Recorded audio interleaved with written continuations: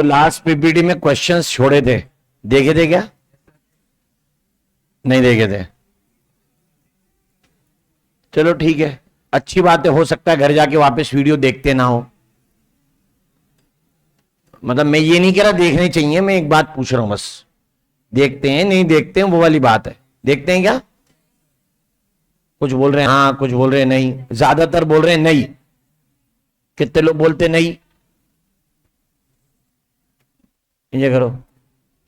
और कितने लोग जाके क्वेश्चन लगाते हैं? अब सेम दिन तो पॉसिबल नहीं, 8 बजे जाते हो, पहले तो खाना दिखता होगा, खाने के बाद बिस्तर दिखता होगा, ठीक है? तो चलो ठीक है, अगले दिन उसके क्वेश्चन कर लेते हो या सेम दिन उसके क्वेश्चन कर लेते हो? कितने लोग सेम डे या फिर अगले दिन तक में? और वो भाई लोग भी बताओ जो जरा टेस्ट के आने का इंतजार करते हैं और तब हम क्वेश्चन करते हैं, कौन है? एक और, अरे बाकी भी मान लो यार, इसमें बुराई तो है ना, मानने में क्या गलती है? करते तो हैं। मेन मुद्दा यह है कि कर रहे हैं कि नहीं कर रहे हैं, ठीक है? इस बात में कोई शक नहीं है कि हाँ, तुम अगर एग्जाम से एक दिन पहले भी बायो उठाओगे तो शायद तुम उसको रिवाइज कर लोगे और उसके बाद उसके अंदर नंबर भी आ जाएंगे। शर्त है चैप्टर 1 होना चाहिए, समझे? चैप्टर 1 होना चाहिए। 2, 3, 4 चैप्टर हुए तो ये चीज काम नहीं आएगी। तो अभी के लिए ठीक है, पहला टेस्ट सेल का अभी होगा, दूसरा टेस्ट सेल डिवीजन का, ठीक है?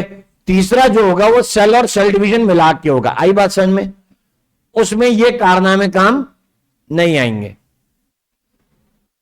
कोई बात नहीं, आदत खराब नहीं है, कम से कम क्वेश्चन कर रहे हैं, यही काफी है, ठीक है? एक दिन पहले से ही लेकिन कर रहे हैं। लेकिन ऐसा नहीं कि चारों सब्जेक्ट को एक दिन पहले के लिए छोड़ दें। फिजिक्स भी हम तभी करेंगे, केमिस्ट्री भी हम तभी करेंगे, फिर एक दिन ऐसे ही एग्जाम आएगा और उसका नाम होगा नीट। शनिवार को हम सोच रहे होंगे कल पेपर है, चल क्वेश्चन कर लेते। ऐसे चलेगा नहीं, समझे? तो हमने जो कुछ क्वेश्चन छोड़े पहले वो क्वेश्चन कंप्लीट कर लेते हैं। Microtubules are the constituent of. Microtubule क्या बनाता है? माइक्रोट्यूब्यूल से बनती हुई चीजें जो भी थी उनका नाम देखा था हम लोगों ने। माइक्रोट्यूब्यूल से हमने कहा था एक तो बनेंगी सेल ऑर्गेनल, नाम लोकोमोशन के लिए सीलिया, फ्लैजेला, या फिर सेंट्रोसोम और, अरे सेंट्रोसोम हिंदी वाला और बोल रहा हूं, अंग्रेजी वाला नहीं, सेंट्रोसोम नहीं तो बेसल बॉडी, ठीक है? अलावा इसके हम लोग एक और एक स्ट्रक्चर पढ़ रहे थे सेल डिवीजन के टाइम, नाम स्पिंडल एपैरेटस, ठीक है? अगर कोई कहे कि एस्टर भी बनाए तो बेटा एस्टर तो सेंट्रोसोम का बदला हुआ रूप है, ठीक है? एस्टर तो उसी से आता है। चल फिर भी मैं क्या लिख देता हूं, एस्टर। इतनी चीजें हैं, नाम ढूंढ आंसर लगा, कौन हो सकता है कौन नहीं हो सकता है, ठीक है? Cilia yes, flagella yes, peroxisome no, spindle fibre yes, centrioles, centrosome ही सेंट्रियोल्स है, ठीक है? और कौन? सीलिया, डन, कॉमा डाल, फ्लैजेला भी लिख, फिर एक क्यों छोड़ना वो भी लिख दे, कौन? Basal body. आ गए? अगला शायद यही आए, दोनों लिख के आगे चलते हैं। Centrioles okay, spindle fibre okay, chromatin not okay, इधर centrosome okay, nucleosome not okay, centriole okay. Answer है बी। द सॉलिड लीनियर, मैंने कहा था ना पेपर में आया लेकिन एनसीईआरटी में कोई जिक्र नहीं था। ये क्वेश्चन देखो, solid linear cytoskeletal element, diameter 6 nanometer, solid, single type of monomer से बना, मालूम है वो कौन है? एक्टिन से बना। एक्टिन से बने हुए नाम है माइक्रो फिलामेंट्स, उसी का नाम पूछा है, नीचे लिखा है, आंसर आ गया ये रहा। बाकी इंटरमीडिएट फिलामेंट्स भी थे, बाकी माइक्रोट्यूब्यूल भी थे, लेकिन इंटरमीडिएट फिलामेंट्स कितने बड़े थे? बड़े नहीं थे, छोटे थे, ठीक है? क्लियर? लेकिन किससे बड़े? माइक्रो फिलामेंट से बड़े। तो ये 10 to 12 नैनोमीटर डाल लो और ये 15 से 20 नैनोमीटर डाल लो, ठीक है? हालांकि उसने पूछा है सॉलिड कौन है? तो सॉलिड इंटरमीडिएट भी होते हैं, जबकि माइक्रोट्यूब्यूल होते हैं हॉलो। आंसर वैसे ए। ये मैच द कॉलम, क्योंकि सेंट्रियोल का नाम आया इसलिए अलग से लिखना पड़ गया, नहीं तो इसको पहले भी किया जा सकता था। सेंट्रियोल किसके लिए लगेगा? Basal body and cilia flagella. ठीक है, जरा जोड़ लो जल्दी से। क्या आया? ए का फोर्थ, दो ऑप्शन में है। राइबोजाइम मतलब आरएनएस कैटलिस्ट या न्यूक्लिक एसिड कैटलिस्ट है, तो डी का हो गया थर्ड, ऑप्शन नंबर डी। चलो डन। अगला स्ट्रक्चर जो हमारे पास है उसका नाम है न्यूक्लियस। न्यूक्लियस को ऑर्गेनल कहने में कोई बुराई है नहीं, ठीक है। किसी एनिमल सेल में सबसे बड़ा स्ट्रक्चर ही न्यूक्लियस होगा। प्लांट सेल में न्यूक्लियस से भी बड़ा एरिया किसने घेर रखा है? वैक्यूल ने। आप पीछे देख सकते हो, जब हमने प्लास्टिड पढ़े थे तो वहां पे एक सीक्वेंस बनाया है प्लांट और एनिमल सेल के बारे में, ठीक है। प्लांट सेल में बड़ा स्ट्रक्चर कौन? वैक्यूल, के बाद न्यूक्लियस, के बाद प्लास्टिड, के बाद माइटोकॉन्ड्रिया। जबकि एनिमल सेल में शुरुआत ही न्यूक्लियस के बाद माइटोकॉन्ड्रिया है, राइट। ऐसी चीजें हम लोग कंपेयर करके बता सकते हैं। तो न्यूक्लियस अच्छे खासे बड़े साइज के होते हैं, और कहते हैं कि न्यूक्लियस को देख पाना इतना ज्यादा डिफिकल्ट नहीं था। उसके अंदर जो कंटेंट है उसको हम लोगों ने न्यूक्लियोप्लाज्म कहा है। बाहर न्यूक्लियर एनवलप है जिसमें दो मेम्ब्रेन होती है, इनर एंड आउटर। लेकिन न्यूक्लियस को अगर देखना हो तो आपको सेल को तब देखना पड़ेगा जब सेल डिवीजन ना कर रहा हो, यानी nucleus will be seen only in a cell which is non dividing, ठीक है। आप नॉन डिवाइडिंग सेल के अंदर उसको देखोगे। जब सेल डिवाइड करता है तो न्यूक्लियस की जगह क्रोमोसोम आ जाते हैं। नॉन डिवाइडिंग स्टेज किसी सेल की लाइफ में इंटरफेस कहलाती है। जब सेल डिवाइड करता है तो उस स्टेज का नाम एम फेज होता है। आगे का चैप्टर इस बारे में ही है। तो हम कहते हैं कि इंटरफेस के समय न्यूक्लियस में जो भी स्ट्रक्चर है हम उसे पढ़ेंगे। डिस्कवरी के बारे में तुम्हें बहुत चीजें मालूम है। देनी थी तो दो ना, दे दो।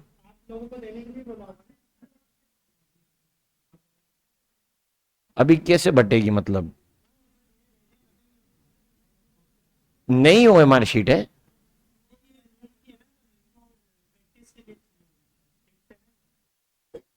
वही मैं कह रहा हूं, मतलब फेयर है।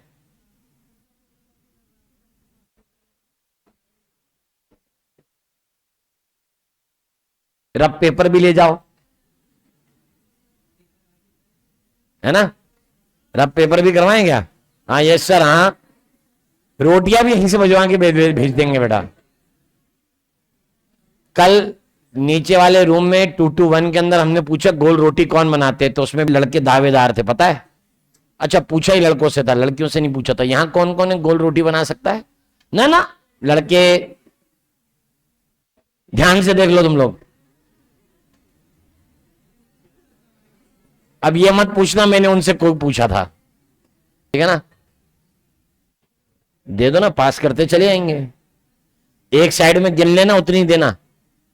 ये जरूर दो दो रख लेंगे ये लोग।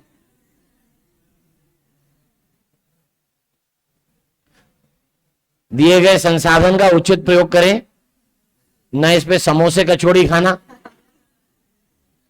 इसकी फोटोकॉपी करवाएं और बढ़िया से सही दोहन करें क्वेश्चन पेपर सॉल्व करके।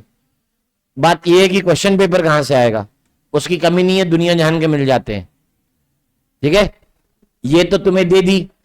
अब बात यह है कि तुम इसे भरोगे कैसे। क्वेश्चन पेपर मिल गया वो भी सही, लेकिन तुम इसे सही भरो इसकी क्या गारंटी है। एक ब्रेनस्टॉर्मिंग प्रोसेस है कि बच्चा बहुत इंटेलिजेंट है लेकिन वो न्यूमेरिकल मिस्टेक ना करे, इसकी क्या संभावना है। तुम्हें सवाल आता है, अच्छा तभी कभी सोच के देखो, कभी अगर एनालिसिस किया हो, मैं फिजिक्स के क्वेश्चन की बात कर रहा हूं, कि तुम्हें एक फिजिक्स का क्वेश्चन आता हो, तुम्हें बार बार वो क्वेश्चन किया हुआ हो, तो तुम्हें देख के उसको कैसा महसूस होगा जब पेपर में आएगा? अच्छा है ना, क्या महसूस होगा? जल्दी हो जाएगा यही। क्या ऐसा क्वेश्चन कभी गलत हो गया तुमसे, कैलकुलेशन मिस्टेक हुआ हो? हुआ है, कई बार हुआ है। कितनों के साथ ऐसा हुआ है? नीचे करो। वो अच्छे जिनको नहीं आता, मिस्टेक ही नहीं हुई। देख, कैलकुलेशन का एरर अगर आता है तो एक बार चेक करके देखो कि टाइम ज्यादा स्पेंड करके अपने आप को कूल मेंटेन करके क्या तुम उसे सही कर सकते हो या नहीं। ठीक है, बच्चे सोचते हैं इस बारे में, तुम्हें भी सोचना चाहिए, ये नहीं कि इग्नोर मार दो, क्योंकि बात यह है कि हमसे मिस्टेक ना हो एटलीस्ट उस क्वेश्चन में जो तुम्हें आता है। कैलकुलेशन तभी करोगे जब तुम फॉर्मूला लगाओगे, फॉर्मूला तभी लगाओगे जब क्वेश्चन समझ में आएगा। उसके बावजूद अगर तुमने उसको गलत कर दिया तो सोचो कितनी बड़ी बेवकूफी है। फिर बच्चे कहते हैं सर सिली मिस्टेक हो गई। इसको कंट्रोल करना सीखिए, अपने आप में बहुत मुश्किल काम है।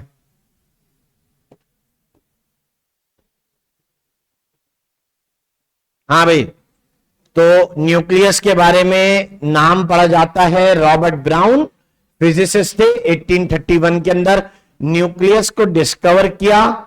और हमें लगता है तभी हमें प्रोकैरियोटिक यूकैरियोटिक को डिस्कशन में लाना चाहिए था, लेकिन सेल थ्योरी में इसका डिस्कशन नहीं था, यह हम डिस्कस कर चुके हैं पहले।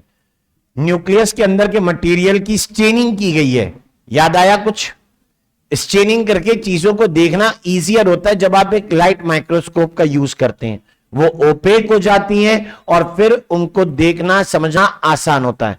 स्टेन करने के लिए बेसिक डाइज ली गई हैं। बेसिक का मतलब यहां पर फंडामेंटल या सिंपल नहीं है, केमिस्ट्री वाला बेसिक, मतलब एल्कलाइन की बात हो रही है। ठीक है, जो डाइज ली गई है वो एल्कलाइन है। was given the name chromatin by Fleming, Walter Fleming, W Fleming नाम है जिन्होंने इसके बारे में बताया था। नाम क्या दिया है? क्रोमेटिन, क्योंकि कलर्ड हो गया इसलिए नाम क्या दिया है? क्रोमेटिन। ठीक है, क्योंकि कलर्ड हो गया इसलिए नाम क्रोमेटिन है। Croma, coloured, right. क्रोमा कैसा है? कलर्ड है, इसलिए मेंशन कर रहे हैं। And that was given by Fleming, ये फ्लेमिंग ने दिया। फ्लेमिंग के लिए कंफ्यूजन ना हो जाए तो अपन एक काम करते हैं, इसमें एक रंग भर के इसका नाम लिख लेते हैं। ये है W फ्लेमिंग।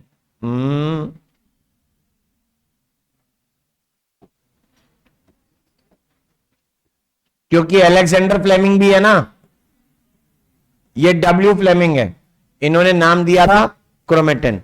नाम याद रखना, ये मिलेगा आपको दूसरे चैप्टर में, यहां नहीं। तो ये कह रहे हैं कि साइंटिस्ट के नामों की लिस्ट बना ली जाए एनसीईआरटी में, जिस सीक्वेंस में, इस सीक्वेंस में नहीं कि किस सीक्वेंस में काम हुआ है, ना ना, साल के हिसाब से नहीं, एनसीईआरटी में जो सीक्वेंस दिया है। पहला नाम, चैप्टर खत्म हो रहा है, सारे नाम लिखे जाने चाहिए, कॉपी में लिखते चलो, एक साइड में कॉर्नर पकड़ के, बिल्कुल किनारा पकड़ के एक साइड से लिखते जाना साइंटिस्ट के नाम, जितने तुम्हें याद आ रहे हैं या जितने मैं सीक्वेंस में बता रहा हूं। तुम्हें अगर सीक्वेंस में याद आ रहे हैं बहुत अच्छी बात, नहीं आ रहे तो मैं बता रहा हूं। पहला नाम था रॉबर्ट हुक, दूसरा नाम है एंटोन वॉन लीवनहुक, तीसरा रॉबर्ट ब्राउन, चौथा शेरडिन एंड शॉन, पांचवा रुडोल्फ विर्चोव। रुडोल्फ विर्चोव के बाद में ग्राम स्टेन है, लेकिन हम उसको नहीं पढ़ेंगे, क्रिश्चियन ग्राम का नाम दिया नहीं उन्होंने, छोड़ दीजिए, हम पढ़ते हैं। उसके बाद नाम आता है Camillo Golgi, right. Camillo Golgi के बाद राइबोसोम में नाम लिखा है जॉर्ज पैलेड, और अब नाम आ रहा है न्यूक्लियस में फिर से रॉबर्ट ब्राउन और एक फ्लेमिंग। ओहो, प्लाज्मा मेम्ब्रेन वाली सिंगर एंड निकलसन तो रह गए, और कुछ भी रहा क्या? अरे वो एनसीईआरटी में नहीं है, छोड़ दो। क्लियर? सीक्वेंस में याद आने चाहिए, पूरे याद आए, बहुत सही। कोई भी question match the column type से साइंटिस्ट अकेले के नेम पर हो सकता है, इसमें कोई बड़ी बात नहीं है। हमने जिस सीक्वेंस में पढ़े, पहले था हुक, फिर था एंटोन वॉन लीवनहुक, लीवनहुक से आगे बढ़े थे रॉबर्ट ब्राउन, छोड़ दे अभी, ठीक है। हम बढ़े आगे और नाम आया किसका? कौन था? श्लेडेन एंड शॉन। श्लेडेन शॉन से आगे चले, जो ये एक्सप्लेन नहीं कर पाए, बताने वाले का नाम रुडोल्फ विर्चो। विर्चो से आगे जाते हैं, यही नाम आएगा किसका, सिंगर एंड निकलसन का। सिंगर एंड निकलसन के बाद में बढ़ते बढ़ते पहुंचे कैमिलो गॉल्जी। कैमिलो गॉल्जी भी पढ़ लिया, गॉल्जी खत्म हो गया, पूरा एंडोमेम्ब्रेन सिस्टम, माइटोकॉन्ड्रिया सब खत्म, और नाम आया राइबोसोम में पेलेड, जॉर्ज पेलेड का।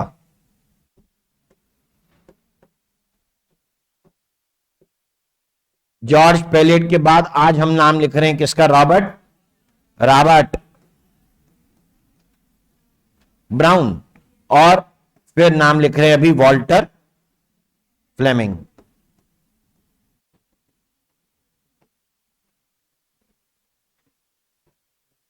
साइंटिस्ट याद होगा तो ये भी याद रहेगा कि क्या किया था, नहीं?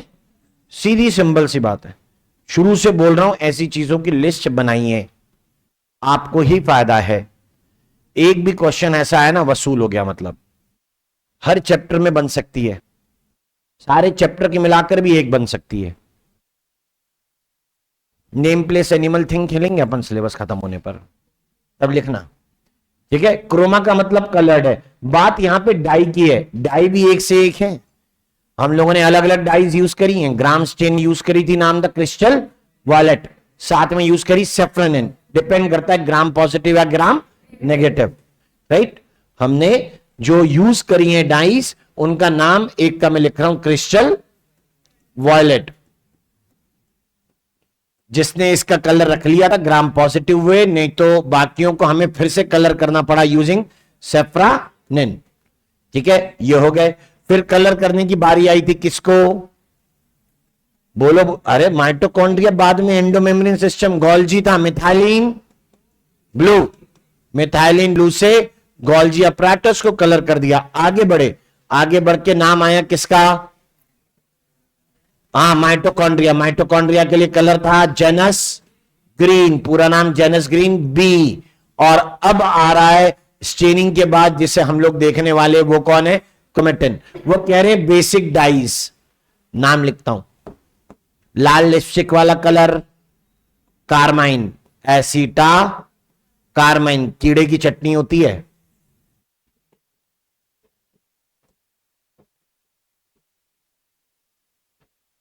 ये एक। दूसरी स्टेन जो मैं यूज कर सकता हूं वो कौन सी है, यहां पर बेसिक डाइस चाहिए तो फर्स्ट चेन दो टाइप की होती है, हम लोग यूज कर सकते हैं बेसिक फर्स्ट चेन। इन भाई साहब ने जो यूज किया था ना फ्लेमिंग में, वो थी कार्माइन, पूरा नाम एसिटा कार्माइन। तीसरा जो मैं यूज कर सकता हूं वो यहां पे होगा मिथाइलिन ब्लू, जो मैं यूज नहीं कर सकता वो होगा सेफ्रनिन। एनसीईआरटी एग्जाम्पलर का क्वेश्चन है, 2020 नीट का एग्जाम खिसकते खिसकते कोरोना के कारण बड़ा लेट होता है। आधे क्वेश्चन एनसीईआरटी एग्जाम्पलर, बाकी बच्चे तमिलनाडु की टेक्स्ट बुक से एज इट इज, ठीक है। ये जो डाइस के नाम लिखे हैं ना, क्रोमेटिन वाली बेसिक डाइस किससे कलर की जा सकती है, एनसीईआरटी एग्जाम, 4 डाइस दी हुई हैं, नाम लिखा हुआ है एसिटा कार्माइन, दूसरा मिथाइलिन ब्लू, तीसरा बेसिक फर्स्टिन, चौथा लिखा सेफ्रनिन। और पूछ रहे हैं इनमें से किससे डीएनए या क्रोमेटिन को कलर नहीं कर सकते, आंसर है सेफ्रनिन। सेफ्रनिन का यूज नहीं होगा, तो जिसका होगा वो लिख दिया। तीनों में से किसी को भी यूज करो, ये पुराना ज्ञान है भाई, हमारे ख्यालों में है, बादल में बंद करो।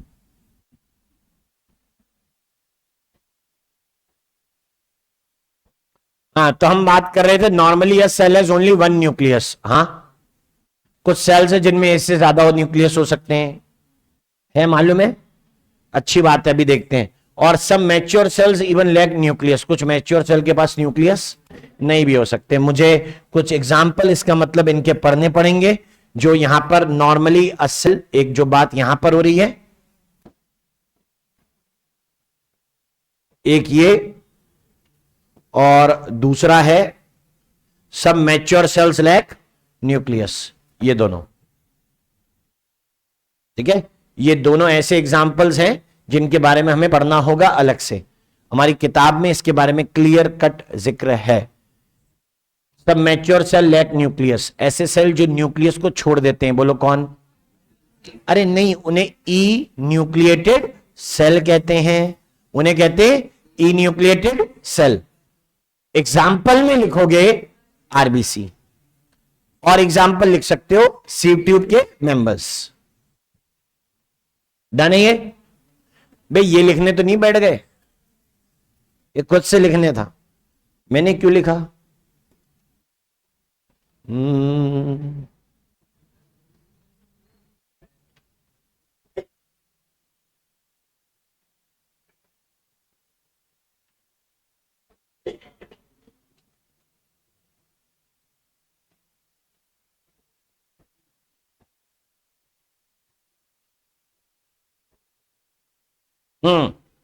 तो हमें इन दो का एग्जाम्पल पढ़ना है। सेल वन न्यूक्लियस लेकिन एक से ज्यादा हो जाए तो उसके एग्जाम्पल कौन? पहुंचे? सुनो, जैसे cell with more then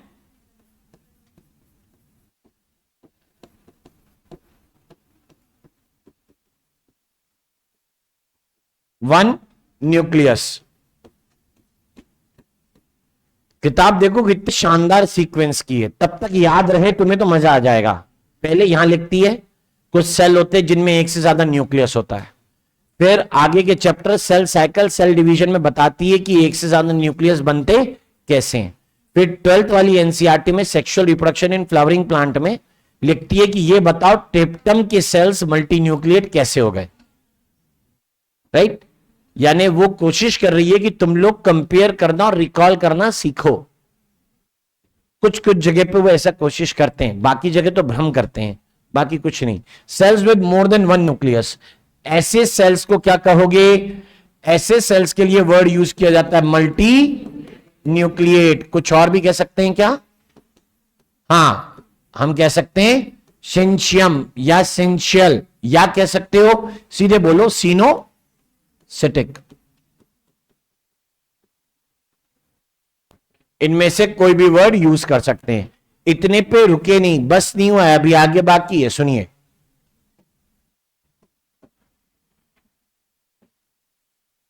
examples में कौन कौन आते हैं? एग्जाम्पल्स में हमें ड्रॉपर मान के पेपर दिया जाएगा, यह नहीं देखा जाएगा कि तुमने 12th पढ़ी है, ढंग से पढ़ी है कि नहीं। एक एग्जाम्पल है लिक्विड सिंशियम ऑफ कोकोनट।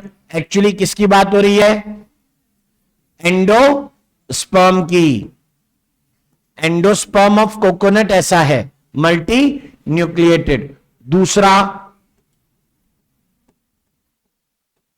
दूसरा एग्जाम्पल अभी मैंने लिया था, tapetum cells of anther wall. Anther की वॉल अलग अलग लेयर में से सबसे अंदर वाली टेप्टम, उसके सेल्स भी मल्टी न्यूक्लिएट। ठीक है, ये दो एग्जाम्पल याद रखें।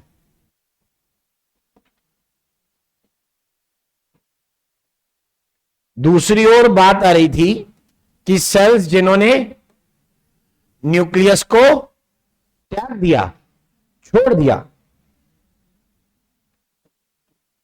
who lost nucleus with maturity।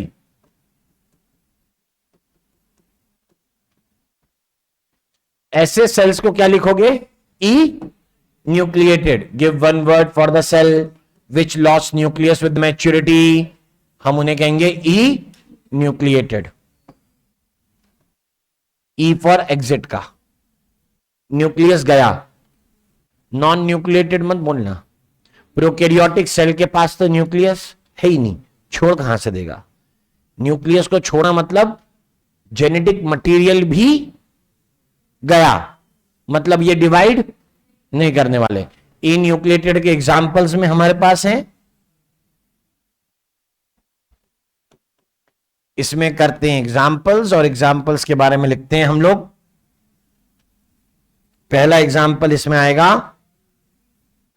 Human, या लिख सकते हो most of the mammalian RBCs. RBCs का दूसरा नाम एरिथ्रोसाइट्स। बहुत मेहनती लेकिन थोड़े से कमजोर। किस मामले में? उन्हें यह पता ही नहीं रहता कि आरबीसी का एक दूसरा नाम क्या है, एरिथ्रोसाइट्स, और वो क्वेश्चन को गलत कर देते हैं। उन्हें पता ही नहीं लगता कि ये क्या है।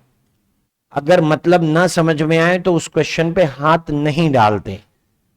नेगेटिव मार्किंग से बचिए। कोई जरूरी नहीं है कि उसको हम जबरदस्ती अटेम्प्ट करें। ठीक है, टेस्ट कब है तुम लोगों का? 20? और बहुत दूर है, इतनी लियोमा लेके क्या करोगे? वो एक दिन पहले वाले लौटा दो बे, क्या कहेंगे?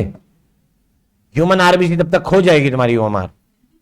ह्यूमन आरबीसी एरिथ्रोसाइट्स, या फिर दूसरे एग्जांपल अभी मैंने बोला कि एंजियोस्पर्म्स यानी फ्लावरिंग प्लांट में vascular tissue sieve tube members, वो भी कैसी हैं? ई न्यूक्लिएटेड।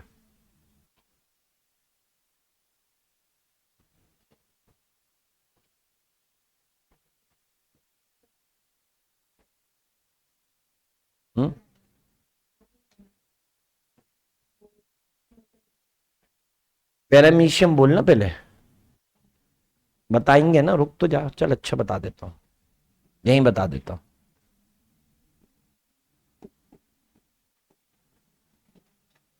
चप्पल वाला सेल, चप्पल के जैसा दिखने वाला रे, चप्पल में नहीं। नाम पैरामीशियम। इसका दूर का भाई है, सेम ग्रुप में आता है, सगे वाला नहीं है बस, वो है ओपेलिना। आप तो पैरामीशियम ज्यादा अच्छे से याद रखो। अच्छा, बात ऐसी है कि यहां जो एक से ज्यादा है ना, वो वाले न्यूक्लियस अलाइक हैं। यहां पे जो एक से ज्यादा है ना, वो वाले न्यूक्लियस भी कैसे हैं? अलाइक। पैरामीशियम में भी एक से ज्यादा जो है वो अलाइक, सॉरी, ओपेलिना में जो एक से ज्यादा है ना वो अलाइक है, लेकिन पैरामीशियम में एक जैसे नहीं है, odd one out. Following are the examples where the cell is having more than one nucleus, but the one who is having different nuclei in it is paramecium. उसमें एक से ज्यादा न्यूक्लिया हैं लेकिन सेम नहीं है। वो सेम कैसे नहीं है, वो बात की बात। और ये सब सेम कैसे बने, ये आगे का डिस्कशन है, यहां का डिस्कशन नहीं।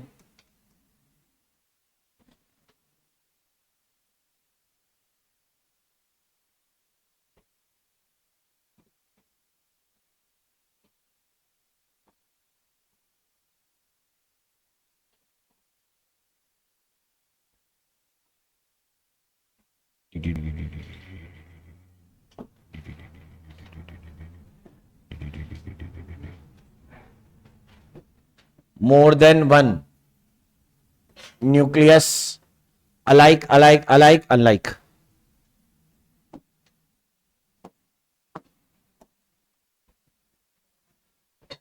चलो let's study about the structure of nucleus. Nucleus के स्ट्रक्चर के बारे में पढ़ते हैं। डिप्लॉयड हैप्लॉयड की कहानी कितने लोगों को क्लियर है? मतलब मैं पूछूं और वहां से क्लियर हो जाए कुछ भी, इतना बोल रहा हूं, इतना मालूम है। डिप्लॉयड हैप्लॉयड की कहानी कितने लोगों को क्लियर है भाई? बाकियों के कान पे जू ही नहीं रेंग रही। किसको कंफ्यूजन होता है हैप्लॉयड डिप्लॉयड की कहानी पर? बाकी न्यूट्रल है, कुछ नहीं पता कांड से। बड़ी गजब स्थिति है तुम लोगों की। डन है ये?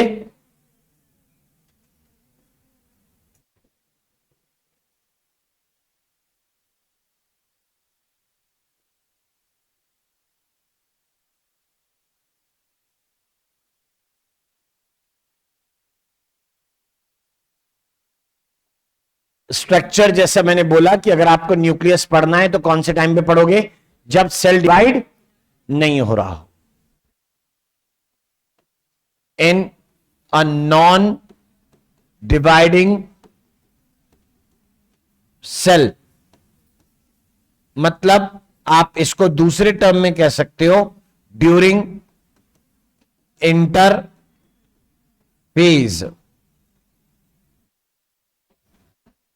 ये वर्ड हमारे लिए नया है। इंटरफेस सेल साइकिल से रिलेटेड वो वर्ड है जब सेल डिवाइड नहीं कर रहे होते, तब उस स्ट्रक्चर के अंदर क्या क्या मिलेगा वो सारी बातें डायग्राम से समझिए। ठीक है, वो सारी चीजें डायग्राम में समझिए कि सेल में क्या क्या चीजें मौजूद हैं। पिंक नहीं, ब्लू चलेगा, ब्लू भी नहीं।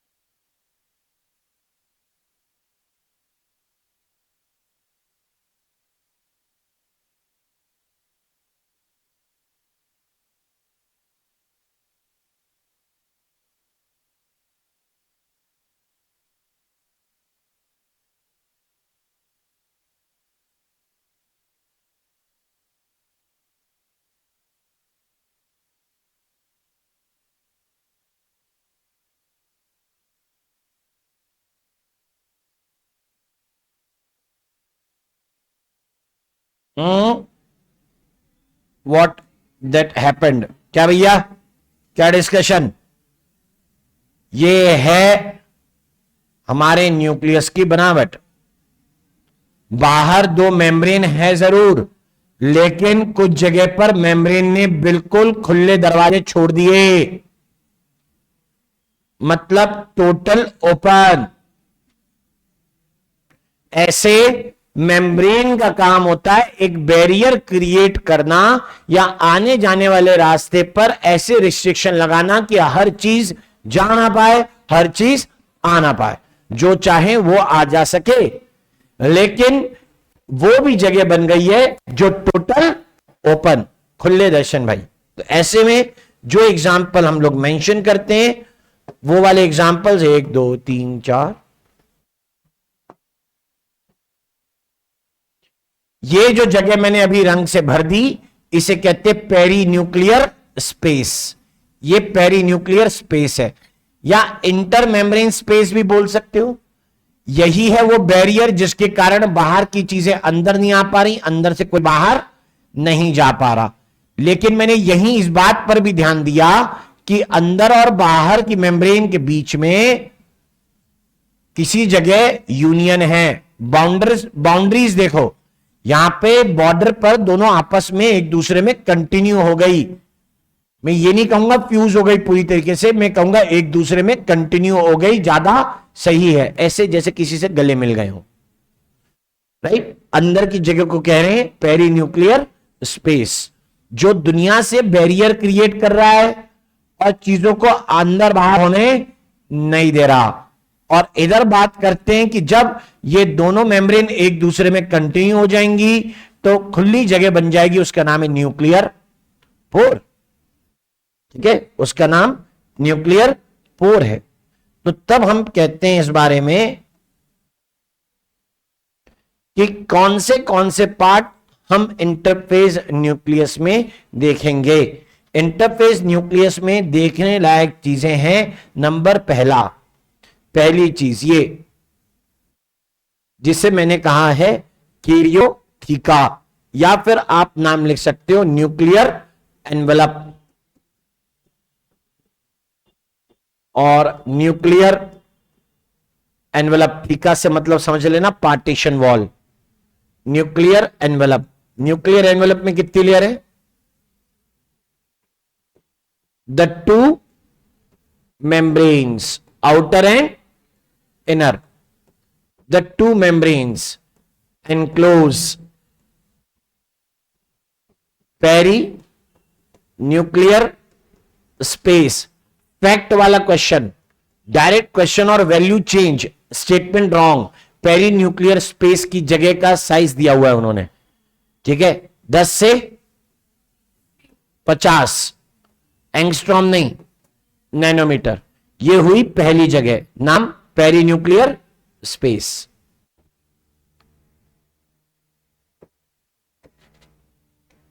ये पेरीन्यूक्लियर स्पेस हो गया, the two membrane enclose perinuclear space. अब सेकेंड थर्ड की बारी देखते हैं पेरीन्यूक्लियर स्पेस के बाद। तो वो बोलते हैं जहां ये पेरीन्यूक्लियर स्पेस का रोल बताना हुआ, उन्होंने बताया कि दैट ये वो मेम्ब्रेन है या फिर ये वो वाली जगह है that creates a barrier, creates barrier for passage of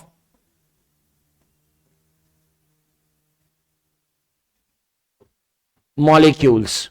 barrier है, बस इतने से मतलब रखो, इतना बहुत है।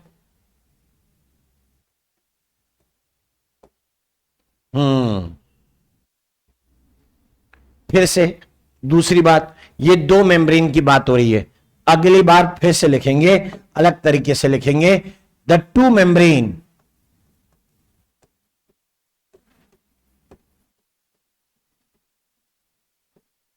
बिकम, फ्यूज मत लिखना, फ्यूज तो ऐसे भी हो सकती है ना, ऐसे नहीं हुई है, एंड पे हुई है, तो मैं कहूंगा एक से दूसरे में क्या हो गई, कंटिन्यू। मीनिंग वैसे रखें, the two membranes become continuous into, एक दूसरे में जा रही हैं, इनटू ईच अदर, एक दूसरे में मिल गई। ओके, क्या क्रिएट किया इसमें, क्रिएटिंग, उस जगह का नाम हुआ nuclear pore. Part number 2, nuclear पोर।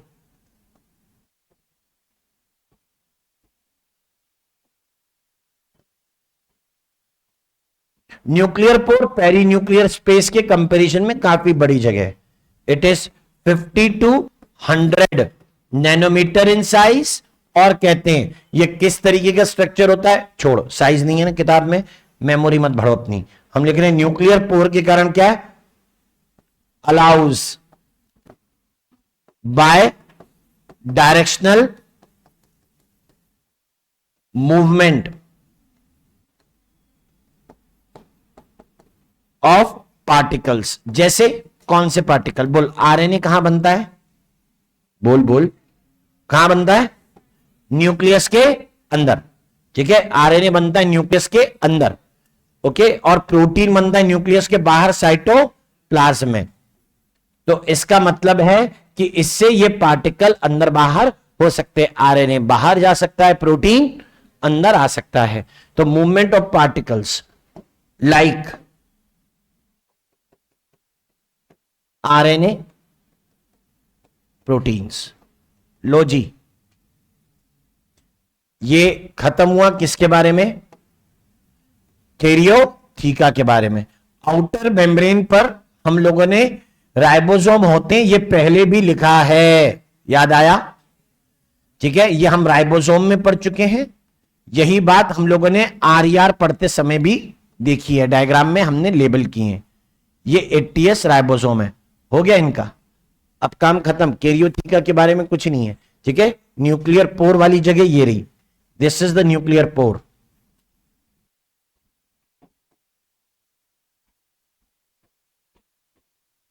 ऊपर कैरियोथीका, डन। अब अंदर क्या है वो वाली बातें समझ लेते हैं। अंदर किस तरीके की चीजें, अंदर मैं ऑब्जर्व कर रहा हूं कि कई सारे फाइबर है जो एक दूसरे में उलझे हुए हैं। उलझे हुए की अंग्रेजी टेंगल्ड, इंटरवाइंड, क्लियर, इंटरवाइन, इंटरट्विस्टेड या फिर टेंगल्ड, ऐसे शब्दों का इस्तेमाल करेंगे, ठीक। और जब ऐसे शब्दों का इस्तेमाल करेंगे तो हम लोग यहां पे मेंशन कर सकते हैं इसको।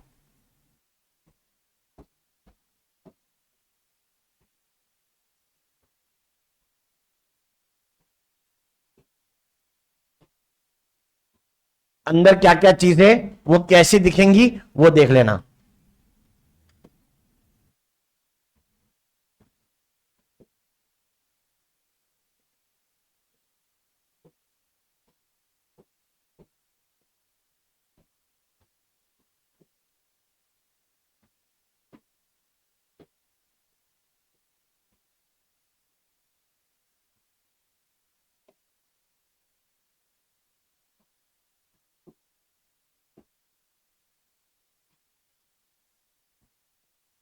यही inter twisted particles chromatin fibre होते हैं। और अभी तुम अलग अलग बना लो, मैं कुछ नहीं बोलूंगा, गिनती भूल जाऊंगा मैं, मुझे गिन के बनाने हैं। तुम बिना गिने बना लेना, इतना टाइम मत खर्च करना, ठीक है? जरूरत नहीं है। भूल तो गिनती में वैसे ही गया। कितने हो गए होंगे बाय द वे? 8 हो गए हैं। ये 9th है। ये कितना है?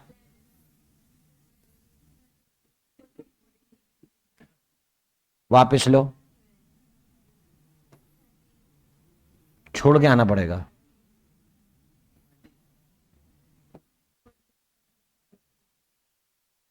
Oh my God, 14। कोई बात नहीं।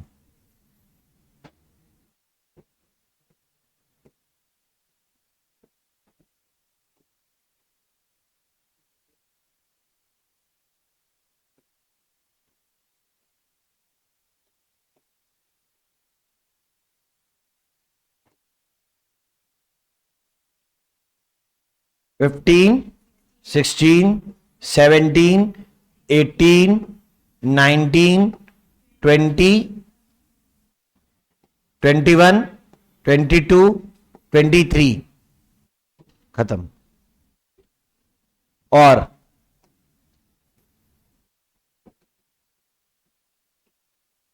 1, 2, 3, 4, 5, 6, 7, 8, 9, 10, 11, 12, 13, 14, 15, 16, 17, 18, 19, 20, 21, 22।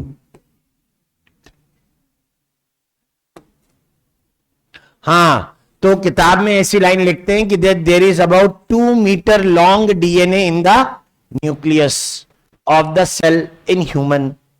2 मीटर तो हम खुद नहीं है, सेल तो माइक्रोन के साइज का होता है, उसका न्यूक्लियस उससे भी छोटा होगा, उसके अंदर 2 मीटर लंबा डीएनए आया कैसे? तो मैं सवाल नहीं पूछ रहा हूं, सीधे उत्तर बता रहा हूं। पहली बात, ये 2 मीटर लंबा एक अकेला डीएनए नहीं है, वो क्या है, सारे डीएनए मिलाकर 2 मीटर लंबे हैं।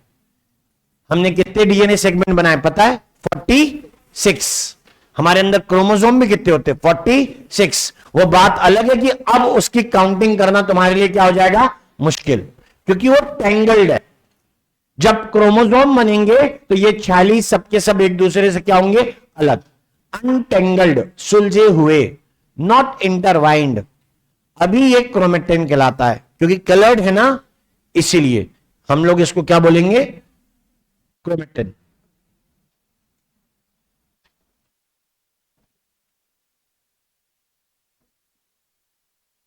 कुछ जगहों पर हमने ऑब्जर्व किया कि यहां पर राउंडेड ओवल पार्टिकल्स हैं।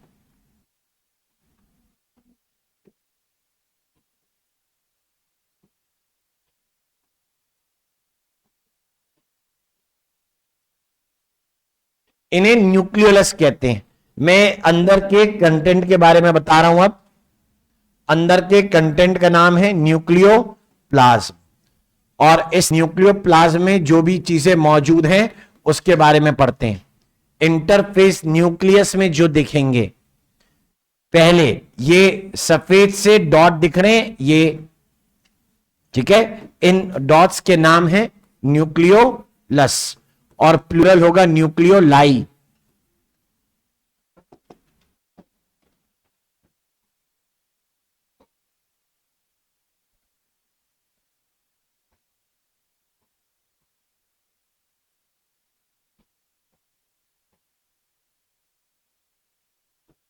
बाय जे फोंटाना, किताब में नाम नहीं है लेकिन जान लो, बुराई नहीं है इसमें। राउंड और Oval without limiting membrane structure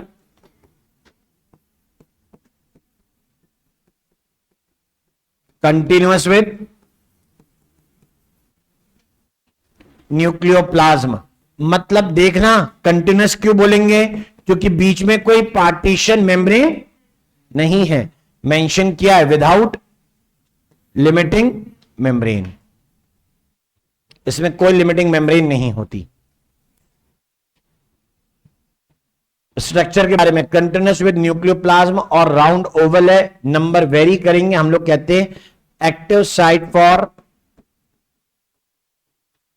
rRNA synthesis. इसका काम आरआरएनए को बनाना है।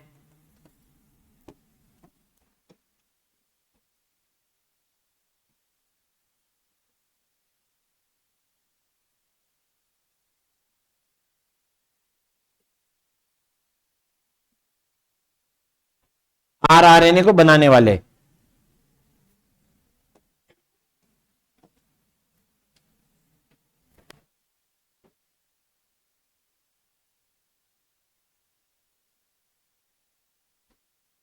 एंड एनी अदर एल्स, इसके अलावा क्या चीजें हो सकती है तो वो भी जान लो।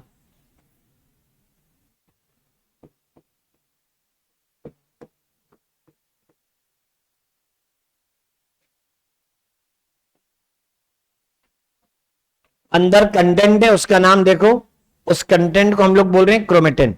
लेकिन उससे पहले आरआरएनए की बात हो रही है। आरआरएनए क्या काम करता है? राइबोसोम बनाता है। राइबोसोम क्या बनाता है? प्रोटीन। हमने कहा था जो सेल प्रोटीन ज्यादा बनाएंगे उनमें आरईआर ज्यादा होगा, उनके सरफेस पे राइबोसोम होते हैं। तो यानी जो सेल प्रोटीन ज्यादा बनाएंगे उनमें राइबोसोम ज्यादा होंगे, जो राइबोसोम ज्यादा बनाएंगे उनको ज्यादा आरआरएनए चाहिए, जिनको ज्यादा आरआरएनए चाहिए उन्हें ज्यादा न्यूक्लियोलाइड चाहिए। 10 से ज्यादा नहीं बना सकता, ह्यूमन का सेल है ना, इसलिए। ठीक है, इनका ओरिजिन जिस स्ट्रक्चर से होता है उसका नाम है न्यूक्लियोलर ऑर्गेनाइजर रीजन। कहां होता है वो बात की बात है, अभी सिर्फ इतना लिख रहा हूं, दैट दे ओरिजिनेट फ्रॉम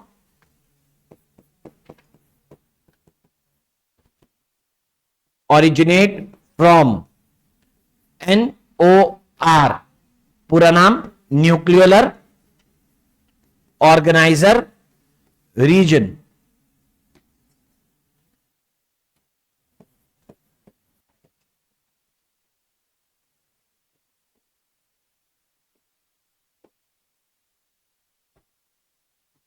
अब न्यूक्लियस के डायग्राम में बची रह गई एक चीज, उसका नाम ये फाइबर्स, क्रोमेटिन फाइबर्स हैं।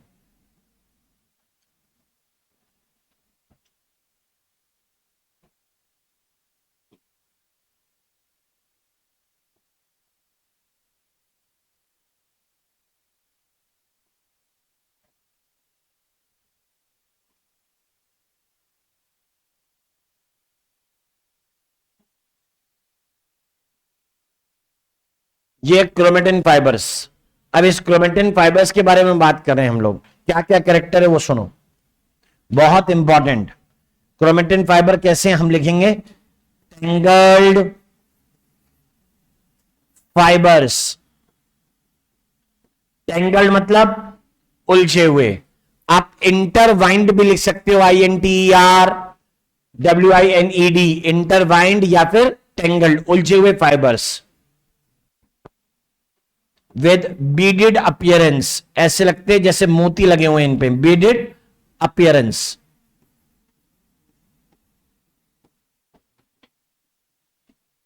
अभी ये नहीं बता रहे हैं कि ये क्रोमोसोम बताएंगे।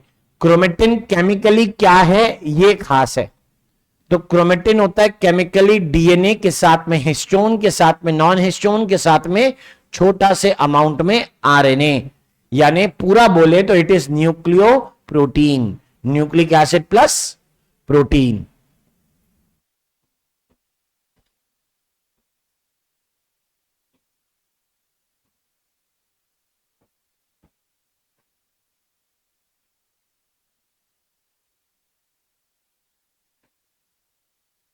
अटक जाएगा ये।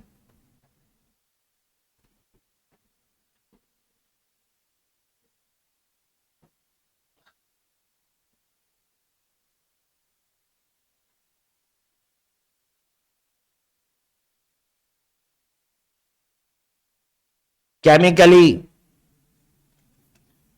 डीएनए प्लस प्रोटीन्स, प्रोटीन्स के नाम है histone and non histone, acidic and basic and acidic.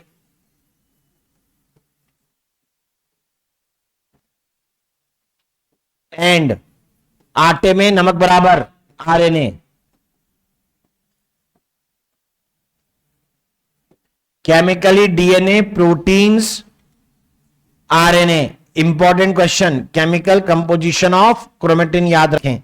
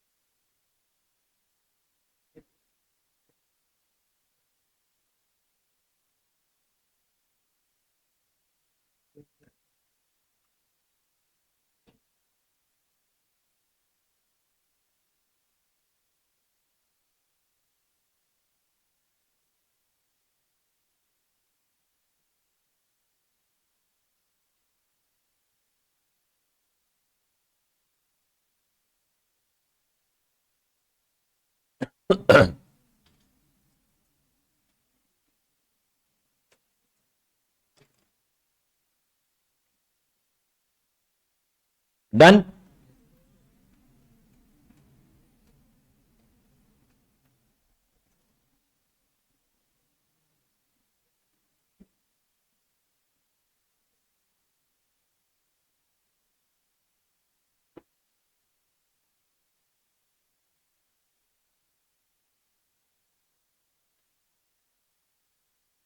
वही है।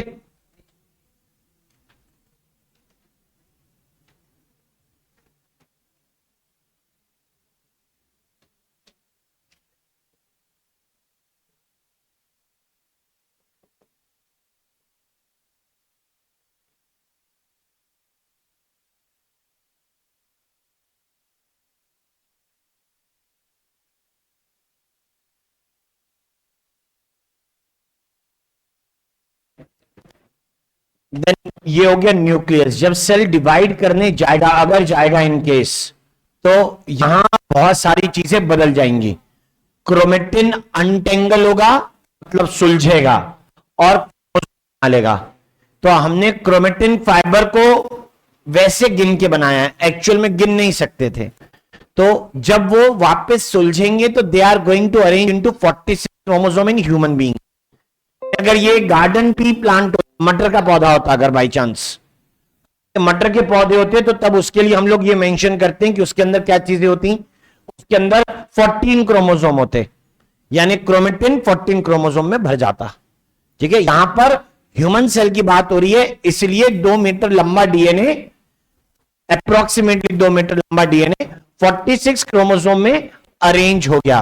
ये वो वाली बात है, जूस को ग्लास में भरो, कितने ग्लास हुए बस।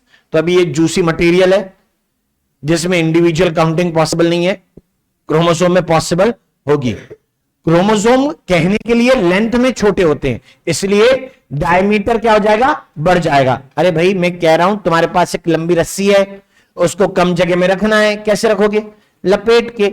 जब किसी चीज को लपेटोगे तो उसका डायमीटर कर जाएगा, इंक्रीज। होने को तो शॉर्ट हो जाएगी, लेकिन क्या हो जाएगी, डायमीटर में इंक्रीज।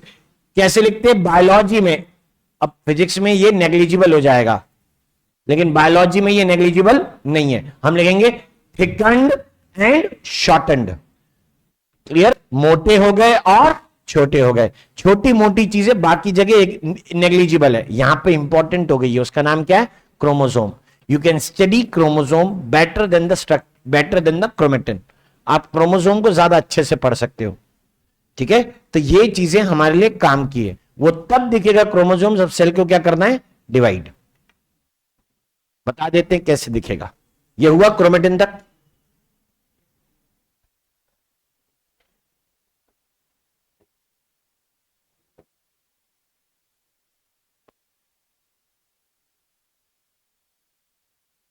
एट डिवाइडिंग फेज, जब सेल काय में चला गया, डिवीजन में। एट डिवाइडिंग फेज, इसी को कहते हैं M phase of the cell, जो न्यूक्लियस है वो हो गया रिप्लेस बाय, हम लिखेंगे क्रोमोसोम्स।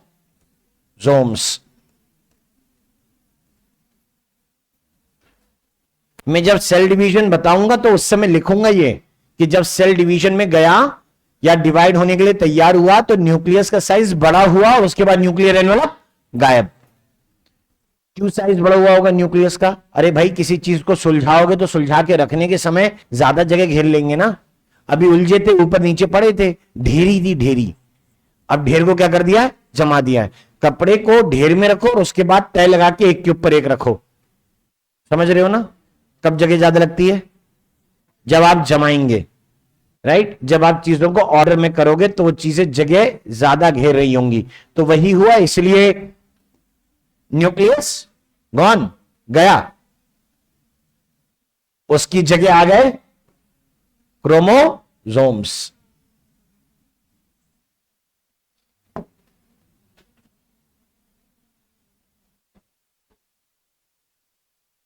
राइट, तो nucleus is replaced by chromosomes, हम ऐसे मेंशन करते हैं।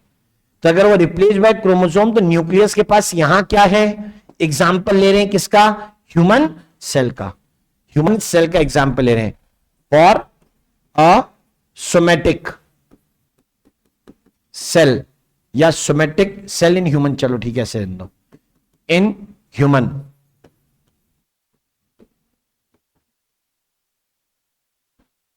ह्यूमन में सोमेटिक सेल जिसे कहते हैं वो हमारी बॉडी के सारे फंक्शन कर रहा है other than forming the gametes, ठीक। For a somatic cell in human, और ऐसे सेल डिप्लॉयड होते हैं। For a somatic cell in human, अपने आजू बाजू में उसे ढूंढो जिसने हाथ खड़ा किया था कि उसे डिप्लॉयड पता है, उससे पूछ लो डिप्लॉयड का क्या मतलब है। For a somatic cell in human हम मेंशन कर रहे हैं अबाउट, मैं तो बताऊंगा आगे आएगा, लेकिन 2 मीटर लॉन्ग डीएनए। क्या बोलोगे, ये डीएनए एक डीएनए नहीं है, ये टोटल लेंथ ऑफ डीएनए है। क्लियर, ये टोटल लेंथ ऑफ डीएनए है, याद रखिएगा 2 meter long.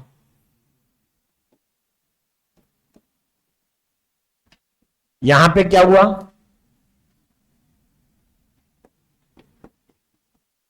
Tangled as chromatin.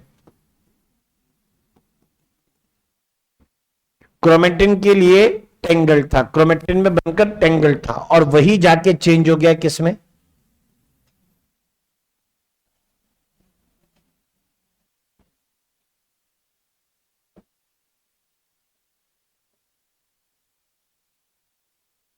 Gate arranged as किसकी तरह, 46 क्रोमोसोम्स।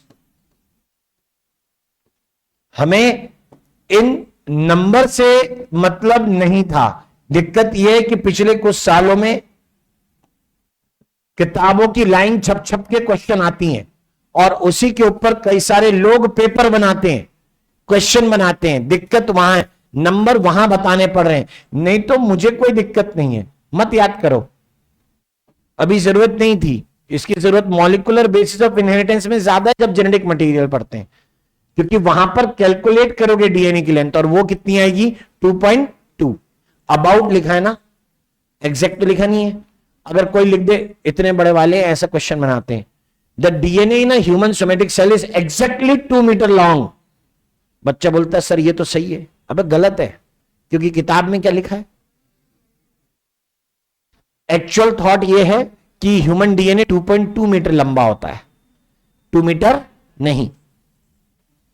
नहीं करेंगे सर्कल, अंडरलाइन बहुत है। तो 46 क्रोमोसोम है, वो काम की बात याद रखो। सोमेटिक सेल डिप्लॉयड है, डिप्लॉयड सेल में 46 क्रोमोसोम है। अभी तक कितना। अब क्रोमोसोम में क्या क्या चीजें होती है वो समझिए, ठीक है। जब डिवाइडिंग फेज में सेल जाता है तो उससे पहले ही डीएनए अपनी कॉपी बना लेता है, ठीक है। अगर कोई सेल डिवाइड करने जाएगा तो उससे पहले ही डीएनए का अमाउंट क्या कर लेगा, डबल। नॉर्मल कंडीशन में क्रोमोसोम को कुछ ऐसा होना चाहिए था।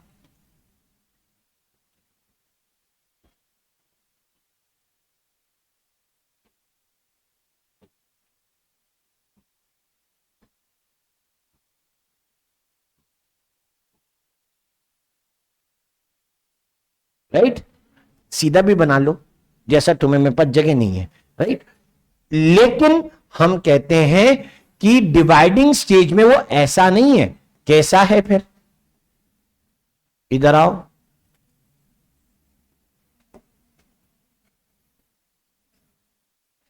घूम जाओ।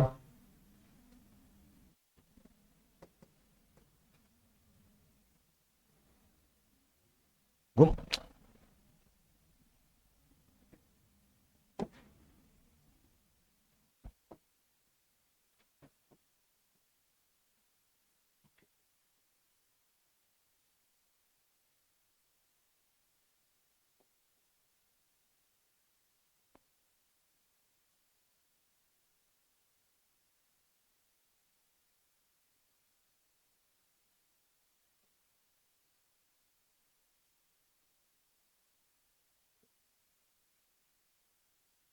नहीं हो पाएगा, आई एम सॉरी।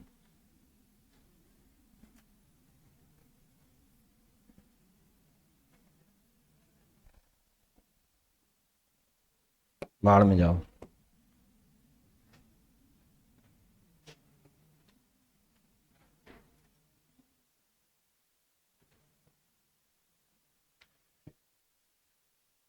डिवीजन करने जब सेल जाएगा तो वैसा दिखाई देगा, ठीक है। और यहां इसके अंदर जो भी चीजें भरी हुई हैं जरा उनके बारे में बात कर लेते हैं, वो क्या है। जैसे हमने कहा ना यहां पे डीएनए होता है ये,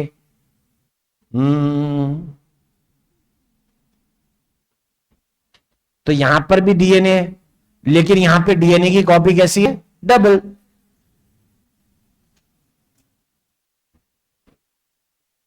ओके, डीएनए की कॉपी कैसी होगी, डबल होगी। ये मैंने एक क्रोमोसोम बनाया, मैं ऐसा करता हूं, मैं दूसरा क्रोमोसोम बनाता हूं इसी के जैसा, ठीक है, ताकि आपको लगे कि हाँ भैया 2 क्रोमोसोम बनाए हैं, ठीक है, कि मैंने 2 क्रोमोसोम बना दिए हैं। तो आपको थोड़ा सा रियल चेक लगेगा, अच्छा लगेगा इसको देखने में। कितने क्रोमोसोम बना दिए, 2। तो उसको भी 2 कर देते हैं। तो समझ जाना अभी क्यों करा है ऐसे, बहुत आसान है इस बात को समझना कि हम ऐसा क्यों कर रहे हैं। और तुम पीले हो जाओ। सुनो, अगर मैंने इस कंडीशन को लिखा 2n, ओह,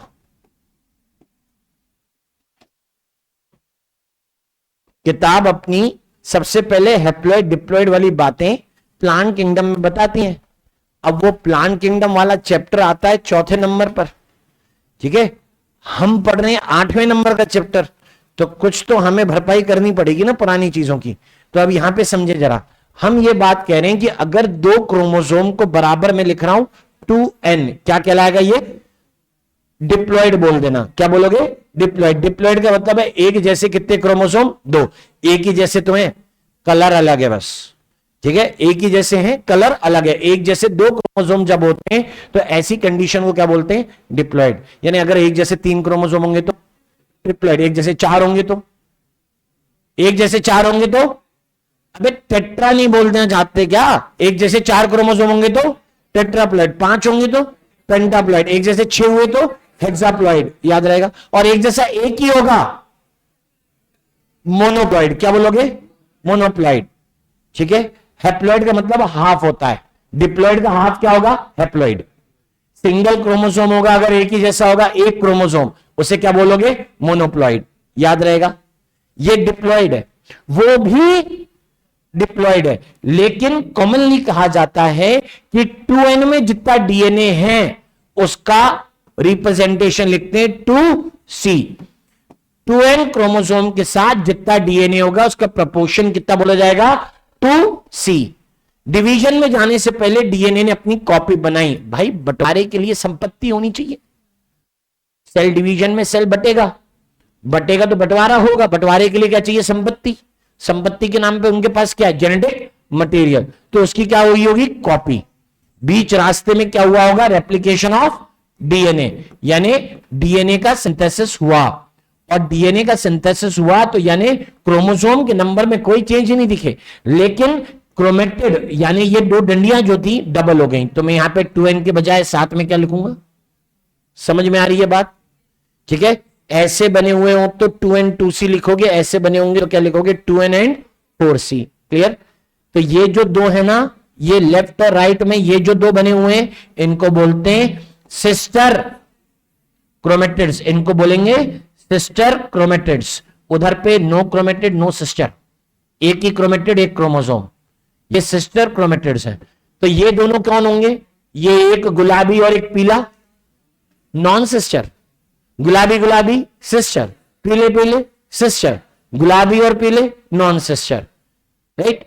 ऐसा हम लोग मेंशन करते हैं, कुछ नाम याद रखें, ठीक है। आगे चीजें समझेंगे। 2n का मतलब मैंने क्या बोला अभी आपसे? अभी मैंने आपसे बोला एक जैसे या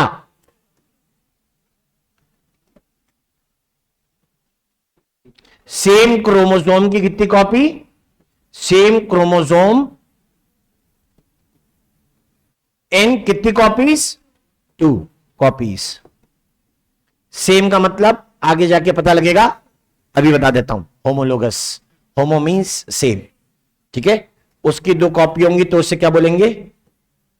डिप डाई, ठीक है। लोग ऐसे पढ़ते थे डिप्लॉइड, ना भाई, डिप पर जोर नहीं देने का, जोर किस पे देना है? डाई, प्लॉइड, डिप्लॉइड ना डायप्लॉइड। डाय का मतलब यहां पे 2, ट्रिप ट्राइप्लॉइड। क्लियर? एक जैसे कितने? 2। आगे क्लियर करेंगे, पढ़ना है अपने को, पहले इसको जानो। तो क्रोमोसोम के पार्ट पढ़े, आगे बढ़ते हैं, फिर ये पार्ट खत्म करते हैं।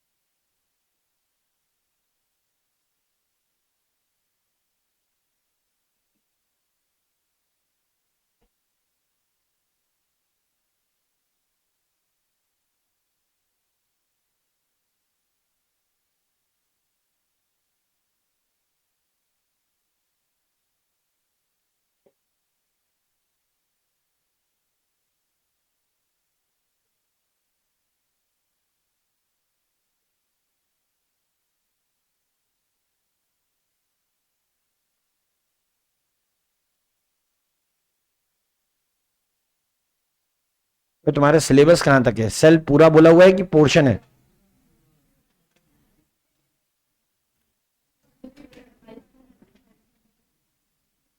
किसी का पूरा आया ही नहीं अभी तक। फेज 3। तुम इधर ध्यान दो, मैं समझता हूं।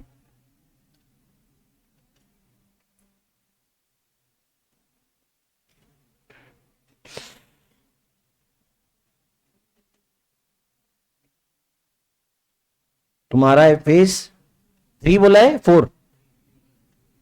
सोएंगे यार।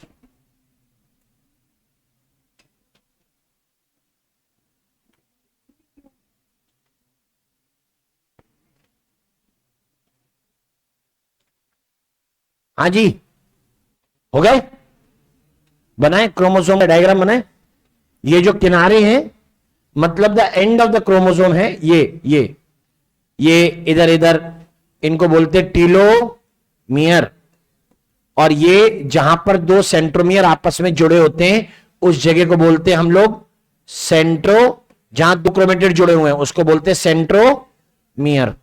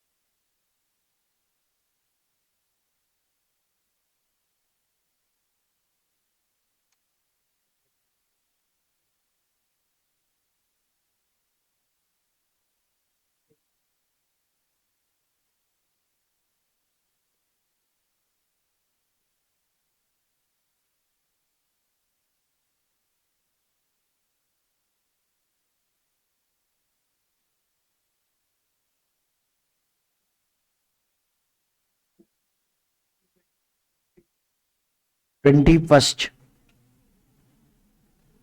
को जीरो है, 28 को फर्स्ट है, 21 को प्रैक्टिस टेस्ट है।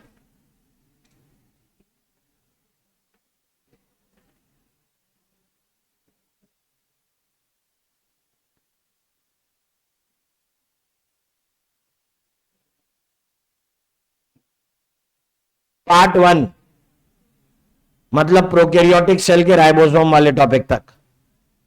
हाँ बस इतना ही पूरा करवा दे क्या?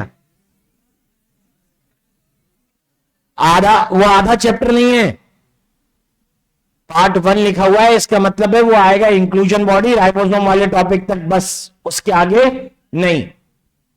चैप्टर पूरा हो रहा है क्या? पूरा करवा दें? पक्का कर लोगे?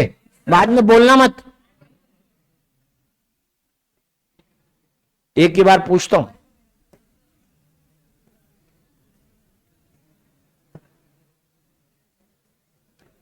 तो ऐसा सुनो, सिस्टर क्रोमेटिड बोलने के कई पर्पस होते हैं, या तो सिस्टर वर्ड चल रहा है या डॉटर वर्ड चल रहा है। डॉटर वर्ड तब जब कॉपी किसी चीज की होती है, अभी ये दोनों साथ है, अलग हुए नहीं ना, जब तक अलग नहीं होंगे तब तक क्या है? सिस्टर।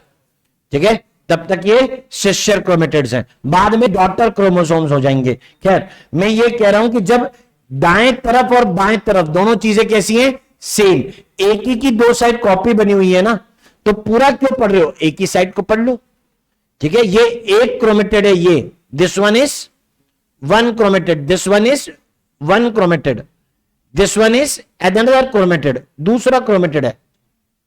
तो यानी हम पूरा 4 कोने पढ़ने के बजाय 2 कोने पढ़ लेते हैं, टिप टू टो, यहां से यहां तक।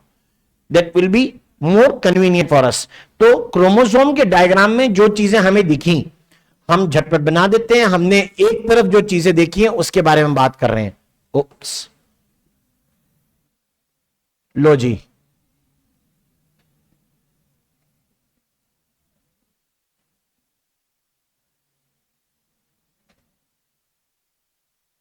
जल्दी भाई।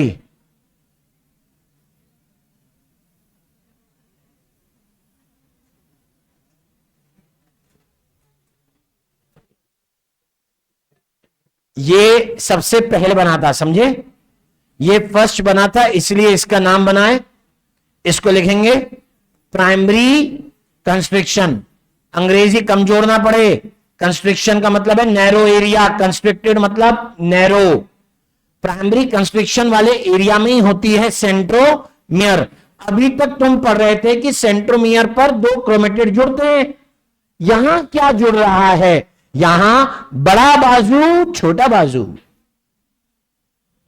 बड़ी आम छोटी आम, क्यू एंड पी। अच्छा इक्वल भी हो सकती है, लेकिन तब नाम पी और क्यू नहीं होंगे। अच्छा, जिसकी आर्म्स ही नहीं होंगी उसमें भी नाम पी और क्यू नहीं होंगे, वो बात की बात है। अभी हम लोग बोल रहे हैं कि आर्म है।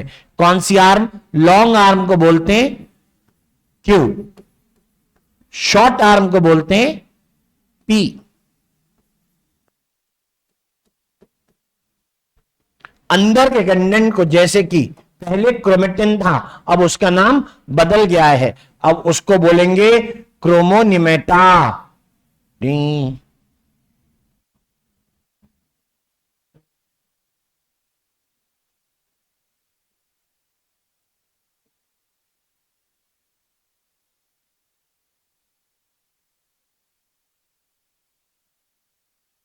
लो, ये सब इतना, बाहर एक पतली सी कवरिंग होगी, बिल्कुल पतली सी, उसको लिखा जाता है पेलिकल। और ये क्रोमोसोम का डायग्राम डन।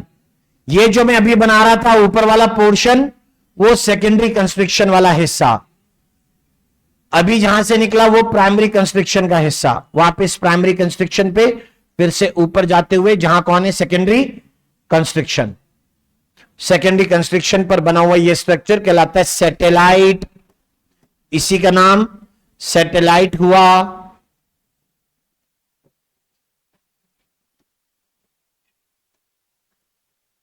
इससे आप लोग सैटेलाइट लिखेंगे।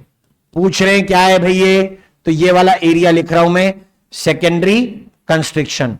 प्राइमरी के अलावा यानी सेंट्रोमियर के अलावा जो भी कंस्ट्रिक्शन होगी उसका नाम सेकेंडरी कंस्ट्रिक्शन। पहचान सकते, कंफ्यूजन नहीं है। मैंने कहा ना जहां सब्सट्रेट क्रोमेटिड जुड़ा हुआ था वो वाली जगह सेंट्रोमियर थी। ये नहीं कि सर यहां भी तो जुड़ा हो सकता है, नहीं था ना, यहां था, ठीक है, इधर ही था वो।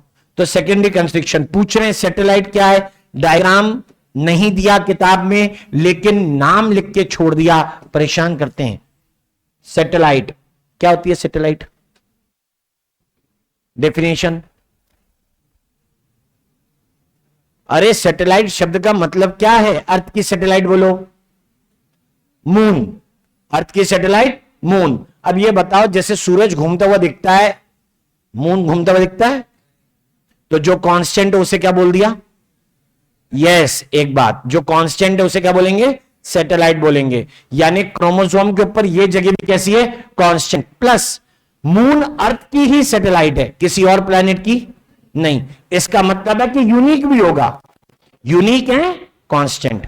यानी जिस क्रोमोसोम पर सैटेलाइट है ऐसे क्रोमोसोम ज्यादा नहीं है, कुछ ही क्रोमोसोम पर सैटेलाइट होती है। यानी it will give unique morphology to chromosome. Chromosome की मॉर्फोलॉजी अलग हो गई। ठीक है, यहां तक की बात ओके। ये हमारी लाइन, एनसीईआरटी की लाइन पे पलटो। ये यूनिक मॉर्फोलॉजी कैसे दी? मैंने बोला ना, कांस्टेंट लोकेशन है, ये कांस्टेंट लोकेशन है। क्या कह रहे हैं एनसीईआरटी में? इसे लिख रहे हैं नॉन स्टेनिंग रीजन। कहां पर? प्राइमरी या सेकेंडरी? सेकेंडरी कंस्ट्रिक्शन पर। जरूरी है। उसने क्या है, पूरा चैप्टर समेटते समेटते ये लाइन लिख दी है। बच्चे भी चैप्टर समेटते समेटते ये लाइन साफ कर देते हैं। उसने वेटेज नहीं दिया, बच्चे भी वेटेज नहीं देते। समरी को तो बिल्कुल ही नहीं देंगे मतलब, और समरी से क्वेश्चन बनते हैं। ये किनारा कहलाएगा, अभी बताया था ना मैंने, किनारे को क्या कहते हैं? टेलोमियर। कंस्ट्रिक्शन का एन चला गया। किनारे का नाम टी फॉर टीलोमियर, और टीलोमियर ही है कि डीएनए इंटैक्ट है। टीलोमियर मतलब sealed end of chromosome. Cancer में बड़ा जरूरी, सील्ड एंड ऑफ क्रोमोसोम, यानी क्रोमोसोम इंडिविजुअलिटी रखता है, डीएनए इंडिविजुअलिटी नहीं रखता, क्योंकि क्रोमोसोम के ऊपर कौन आ जाता है? Telomere gives individuality to chromosome. किनारे नहीं होंगे तो आप इसे सेपरेट नहीं कर सकते, अलग अलग क्रोमोसोम नहीं बता पाएंगे। टीलोमियर में एक एंजाइम होता है, बड़ा यूनिक है, उसका नाम है टीलोमरेज। उसमें catalytic protein plus catalytic RNA दोनों होते हैं। टीलोमरेज अगर ठीक से काम ना करे तो सेल में हो जाएगा कैंसर, समझे? ये पढ़ना कैंसर में, बहुत बड़ा टॉपिक है, वहीं पढ़ो, हमें नहीं मतलब। अभी हम पढ़ेंगे क्रोमोसोमल एब्रेशन में, यानी principles of inheritance and variations के अंदर, यहां नहीं। नाम भी लिखना गुनाह है, मतलब भी नहीं है, क्यों लिखे यहां पे, जरूरत ही नहीं। लॉन्ग आर्म, क्यू आर्म, ये चीजें बता दी हैं, ठीक है? ऐसी सारी चीजों के नाम सफिशिएंट है। अंदर जो है वो जो कॉइल्ड डीएनए, उसका नाम क्रोमोनीमेटा। न्यूक्लियस में था तो क्या नाम लिखा था बेटा? क्रोमेटिन। क्रोमेटिड में होगा तो क्या लिखोगे? क्रोमोनिमेटा। क्रोमेटिन भी बीडिड थी, क्रोमोनिमेटा भी बीडिड होगा, क्रोमोनिमेटा भी बीडिड होगा। अगर क्रोमोनिमेटा बीडिड होगा तो उसकी बीड का कारण क्या है? ऐसी बात देखो, अगर ये बीडिड होगा तो इसकी बीड का नाम होगा क्रोमोमियर, क्रोमेटिन की बीड का नाम न्यूक्लियोसोम, क्रोमोनिमेटा की बीड का नाम क्रोमोमियर। ये जगह जगह पर बना देना। वो क्या है, जब फोल्डिंग करोगे ना तो बीच बीच में फोल्ड ज्यादा गहरे दिखाई दें या बड़े दिखाई दें, वही वाली जगह क्रोमोमियर है।